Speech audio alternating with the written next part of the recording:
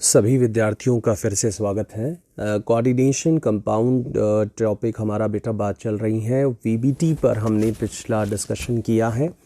Valence bond theory ने जहाँ तक हमारी बात हुई है कोऑर्डिनेशन बॉन्ड के बारे में अपने राय दी थी कि किस तरीके से अतिव्यापन होता है, किस तरीके से हाइब्रिडाइजेशन होता है।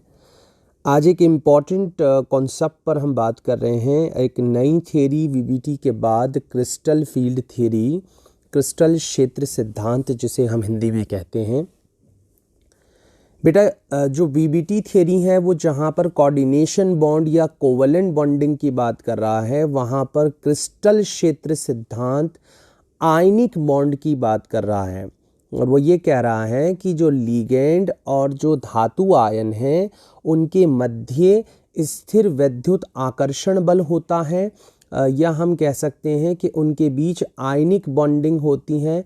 और उस आयनिक बॉन्डिंग के अंदर जो इलेक्ट्रॉन हैं जो लेकर के जो लिगेंड आ रहे हैं, उस लिगेंड को बिंदु आवेश माना जा रहा है। दो बातें अपने दिमाग में ज़रूर रख लें तो पूरा थ्योरी आपका एक बैकग्राउंड आपको समझ में आ जाएगा।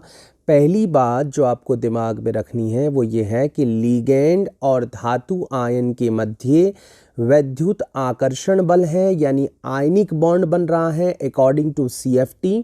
और जो लिगेंड आ रहे हैं उसे बिंदु आवेश या बिंदु द्विध्रुव के नाम से जाना जाता है। दूसरी सबसे बड़ी बात यह है कि ये थ्योरी ये कह रही है कि जो डी कक्षक हैं वो डी कक्षक समान ऊर्जा के होते हैं, उन्हें हम समभ्रंश कक्षक कहते हैं। समभ्रंश का मतलब होता है कि डी कक्षक, जो पांचों डी कक्षक हमारे पास मौजूद हैं, उन पांचों डी कक्षकों की ऊर्जा, वो 5 डी कक्षक कौन कौन से हैं? DXY, DYZ और DXZ और DX² minus Y² and DZ²। ये पांचों डी कक्षकों की ऊर्जा समान हुआ करती है, लेकिन जब इनके पास लिगेंड जुड़ने आता है तो इनकी ऊर्जाओं में अंतर आ जाता है। और उस अंतर के कारण ये जो डी कक्षक हैं ये बट जाते हैं, ये विपाटित हो जाते हैं, ये स्प्लिट हो जाते हैं। और इसी स्प्लिटिंग को डी कक्षक विपाटन कहते हैं। और इस डी कक्षक विपाटन को हम या तो अष्टफलकीय क्षेत्र में पढ़ते हैं और या चतुष्फलकीय क्षेत्र में पढ़ते हैं। आइए सबसे पहले हम अष्टफलकीय संकुलों में डी कक्षकों का विपाटन पढ़ते हैं। इस जो अष्टफलकीय या ऑक्टाहेड्रल ज्योमेट्री जो होती है, उस ऑक्टाहेड्रल ज्योमेट्री के अंदर हम ये कहा करते हैं कि जो डी कक्षक हैं वो पहले जब तक लिगेंड नहीं जुड़ता है तब तक ये डी कक्षक बिल्कुल पांचों साथ होते हैं। जैसे ही लिगेंड आया इनकी ऊर्जा बढ़ने लगेगी, और जब लिगेंड आकर के पूरी तरह से जुड़ जाएगा तो बेटा ऐसा कहते हैं कि DXY, DYZ और DXZ ये नीचे की तरफ चले जाएंगे, और जो DX² माइनस Y² है और DZ² है ये ऊपर की तरफ चले जाएंगे। और जब ऐसा होगा तो आप ये देखेंगे कि ये विपाटन हो चुका है। अब नीचे 3 गए हैं। 3 कौन कौन से गए हैं? DXY, DYZ और DXZ। तो इन पूरे तीनों कक्षकों के समूह को हम क्या कहा करते हैं? T2G कक्षक कहा करते हैं। और जो ऊपर 2 कक्षक चले गए हैं DX² माइनस Y² और DZ², इन्हें हम EG कक्षक कहते हैं। अब ये जो नीचे गए हैं इनको कितना नीचे भेजा गया? तो ऐसा कहते हैं कि नीचे जो गए हैं इनकी ऊर्जा में जो कमी आई है वो कितनी आई है? -0.4 ΔO या 2/5 ΔO भी हम इसे कह सकते हैं।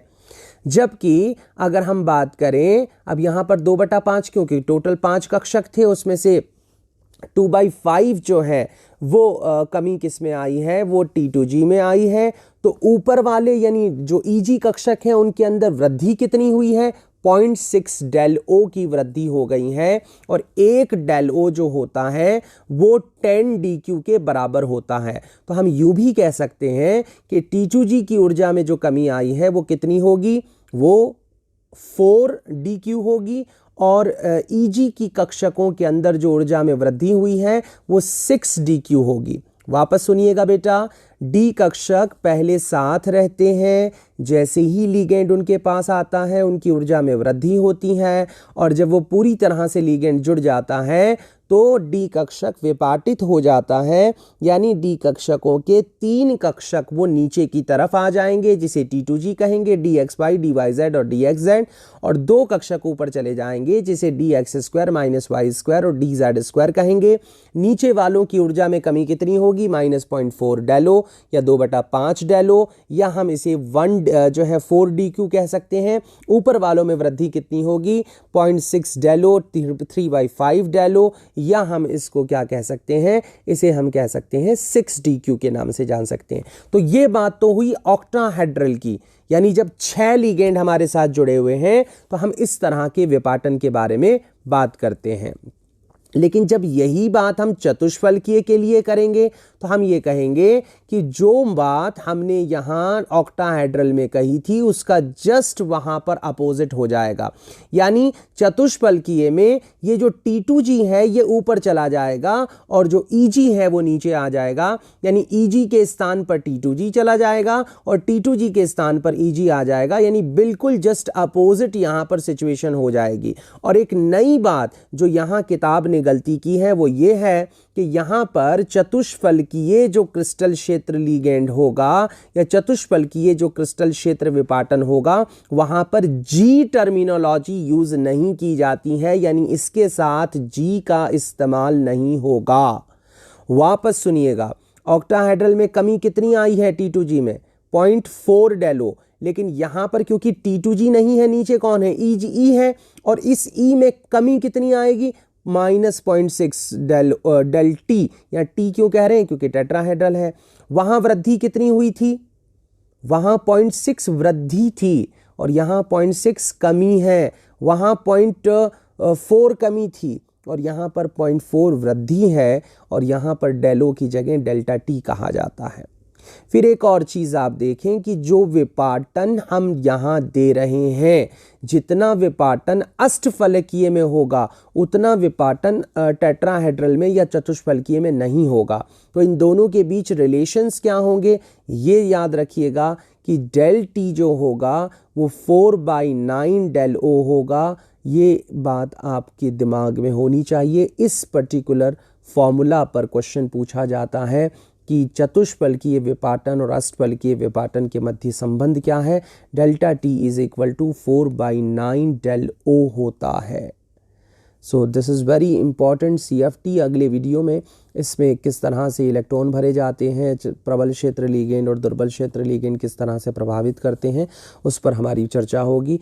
Thank you for watching the video.